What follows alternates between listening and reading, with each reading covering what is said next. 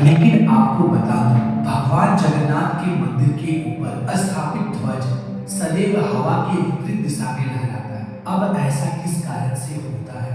इसका ऐसी मान्यता है, अगर किसी कारणवश इस झंडे को नहीं बदला गया तो मंदिर अगले 18 सालों के लिए बंद हो जाएगा। नंबर 2, यह मंदिर 4 ऊंचाई लगभग 214 फीट। दोस्तों, मंदिर के नीचे खड़े होकर शीर्ष यानी कि गुंबद को देख पाना असंभव है। इस गुंबद की छाया में भी एक राज छुपा हुआ है। यह गुंबद इतना विशाल होने के बावजूद इस गुंबद की परछाई सुबह दोपहर शाम कभी भी जमीन पर नहीं पड़ती। नंबर 3, मुख्य मंदिर के शीर्ष के ऊपर भगवान विष्णु का सुदर्शन चक्र स्थित है। ऐसा कहा जाता है कि आप पुरी में कहीं भी खड़े हो, आप इस चक्र को देख पाएंगे। इस चक्र की बनावट इतनी अद्भुत है कि आप किसी भी दिशा से इस चक्र को देखें, आपको ऐसा प्रतीत होगा कि यह चक्र बिल्कुल आपके सामने ही है। इसे वीर चक्र भी कहा जाता है। यह चक्र अष्ट धातु से निर्मित है, जो कि अति पावन एवं पवित्र माना जाता है। नंबर 4, समुद्र पुरी का रहस्य। दोस्तों, सामान्यतः किसी भी समुद्र के किनारे हवा समुद्र से जमीन की ओर आती है और शाम के समय इसका विपरीत होता है, लेकिन पुरी में इसका उल्टा होता है। यहाँ पर हवा समुद्र से जमीन की ओर ना जाकर बल्कि जमीन से समुद्र की ओर जाता है।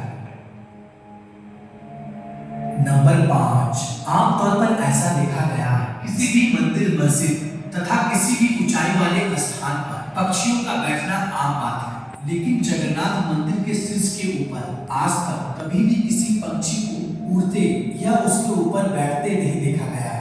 यही वजह है कि मंदिर के ऊपर हवाई जहाज और हेलीकॉप्टर के उड़ने पर मनाही है। नंबर 6, दोस्तों, आपको यह बात जानकर हैरानी होगी, जगन्नाथ मंदिर में प्रतिदिन संध्या काल में मंदिर के ऊपर स्थापित ध्वज को यहाँ के पुजारियों द्वारा मंदिर में उल्टा चढ़कर बदलना पड़ता है। जी हाँ, आपने बिल्कुल सही सुना। इस भव्य मंदिर में पुजारी को सीधा नहीं बल्कि उल्टा चढ़ना पड़ता है और ध्वज भी इतना भव्य है, जब यह लहराता है तब सब देखते ही रह जाते हैं। इस भव्य ध्वज पर भगवान शिव का चक्र भी बना हुआ है। नंबर 7, दोस्तों, ऐसा माना जाता है कि जगन्नाथ मंदिर के परिसर में दुनिया का सबसे बड़ा रसोई है।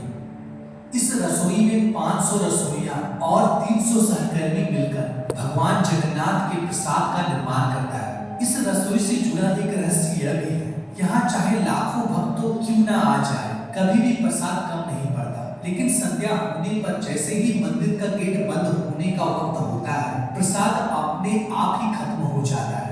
यानी कि आज तक यहाँ पर प्रसाद कभी भी व्यर्थ नहीं हुआ है। इसके अलावा मंदिर में जो प्रसाद का निर्माण होता है उसे पुरातत्व काल से प्राचीन विधि से लकड़ियों में ही बनाया जाता है। इस प्रसाद को बनाने में मिट्टी का बर्तन का उपयोग किया जाता है। यह प्रसाद 7 बर्तन में बनाया जाता है। 7 बर्तन को एक के ऊपर एक रखा जाता है और रहस्य वाली बात यह है कि जो बर्तन सबसे ऊपर यानी 7वें नंबर का जो बर्तन होता है उसमें सबसे पहले प्रसाद बनकर तैयार होता है और उसके बाद 6वें, 5वें, 4थे, तीसरे, दूसरे यानी सबसे पहले यानी कि नीचे का जो बर्तन है उसमें सबसे आखिरी में प्रसाद बनकर तैयार होता है, जो कि बहुत बड़ा रहस्य है, क्योंकि आज तक किसी ने सुलझा नहीं पाया है। नंबर 8, दोस्तों, भगवान जगन्नाथ का मंदिर 4 धामों में से एक धाम माना जाता है। दोस्तों, मंदिर में प्रवेश करते ही एक सिंह द्वार है।